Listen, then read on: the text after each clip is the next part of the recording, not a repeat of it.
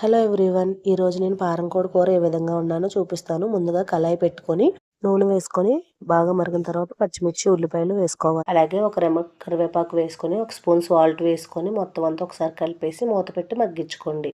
ఉల్లిపాయలు మగ్గేలోపు మాంసాన్ని శుభ్రం చేసి పక్కన పెట్టేసుకున్నానండి. ఉల్లిపాయలు బాగా వేగిన తర్వాత ఈ మాంసాన్ని అందులో వేసేసుకున్నాను. గుడ్లు సేర్లు పక్కన పెట్టేసుకున్నానండి. గుండెకాయలు కూడా లాస్ట్లో వేస్తాను.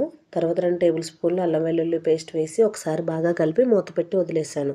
ఇలా వేయడం వల్ల అందులో ఉన్న వాటర్ అంతా బయటకు వస్తుంది. ఈలోపు మసాలాకు తయారు చేసుకుందాం. 1 స్పూన్ గసగసాలు, 2 స్పూన్లు ధనియాలు, 1 స్పూన్ జీలకర్ర, అలాగే ఒక చెక్క, చిన్న జాపత్రి, ఒక 4-5 లవంగాలు కూడా వేసుకున్నాను. 2 యాలకులు వేసుకున్నాను. చూస్తున్నారు కదా, ఇవన్నీ కూడా పక్కన పెట్టేసుకొని మీకు కూర చూపిస్తున్నానండి. వాటర్ చూస్తున్నారా ఎలా రిలీజ్ అవుతుందో. మళ్ళీ ఒకసారి కలిపేసి మూత పెట్టేసి మసాలా నూరుకుందాం. ఇందులో ఆల్రెడీ అల్లం వెల్లుల్లి పేస్ట్ వేసాం కాబట్టి ఇంకా వేయట్లేదండి. ఓన్లీ మసాలా వేసుకొని మొత్తం నూరుకొని వేసుకుంటున్నాను. ఇలా నూరు వేసుకుంటే చాలా టేస్ట్గా ఉంటుంది కూర. మధ్యలో వాటర్ అవసరమైతే వేసుకుంటూ ఇలా ముద్దకని తయారు చేసుకోవాలండి. చివరిలో కాస్త కడిగిన వాటర్ కూడా వేసుకున్నాను. అంగోండి క్లీన్ చేసేసుకున్నాను. వెంటనే క్లీన్ చేసుకుంటే మనకే మంచిదండి. ఈలోపు కూర చూద్దామండి. వాటర్ అంతా ఎగిరిపోయి ఈ విధంగా అయిందండి.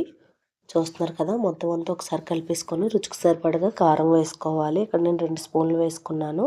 అలాగే రుచికి సరిపడగా ఉప్పు, అలాగే 1 స్పూన్ పసుపు వేసి ఒక 2 నిమిషాల పాటు మగ్గించుకోవాలి. అలా అయితే ముక్కకు బాగా పడుతుంది కారం. తర్వాత ముక్క ములిగే వరకు కూడా వాటర్ ఎక్కువ వేసుకోవాలండి. ఎందుకంటే ఇది పారంకోడి కాబట్టి నీళ్ళు ఎక్కువగానే పడతాయి. తర్వాత మూత పెట్టి ఉడికించుకోవాలండి. కొద్దిసేపు హై ఫ్లేమ్లో ఉంచుకొని తర్వాత మీడియం ఫ్లేమ్లో పెట్టుకొని ఉడికించుకోవాలి. మీకు కుక్కర్ అవైలబుల్గా ఉంటే కుక్కర్లో వేసేసుకోండి. నేను ఇక్కడ కళాయిలో వండుతున్నాను కాబట్టి నీళ్ళు ఎక్కువగానే వేసుకున్నాను. నీళ్ళు సగం వరకు అయిన తర్వాత మనం నూరు పెట్టుకున్న మసాలాను ఇందులో వేసేసుకోవాలి. మొత్తం అంతా ఒకసారి కలిపేసుకొని కొద్దిసేపు ఉడికించుకున్న తర్వాత మనం పక్కన పెట్టుకున్న గుడ్లు సేర్లు వేసేసుకొని మరీ కలిపేయకుండా పైన జస్ట్ అలా మెదుపుతూ మూత పెట్టి ఉడికించుకోవాలి.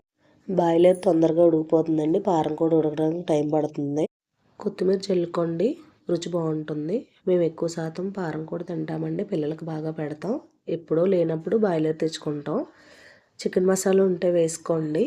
అలాగే చివరిలో కాస్త కొత్తిమీర వేసుకొని వాటర్ అంతా ఎగిరిపోయేలా చూసుకోండి. చూస్తున్నారా, ఈ విధంగా అయిందండి. మనకి గ్రేవీ కలుపుకోవడానికి వీలుగా ఉండేలా చూసుకోండి. మొత్తం అయిపోయిన తర్వాత స్టవ్ ఆఫ్ చేసేసి మూత పెట్టేసి వదిలేస్తే ఆ ఆవిరికి ఇంకా బాగా మగ్గుతుందండి. చూస్తున్నారు కదా, ఈ విధంగా అయింది. వేడివేడి అన్నంలో తింటే చాలా రుచిగా ఉంటుంది. వీడియో కనుక నచ్చితే ఖచ్చితంగా లైక్ చేసి సబ్స్క్రైబ్ చేయడం మర్చిపోవద్దు.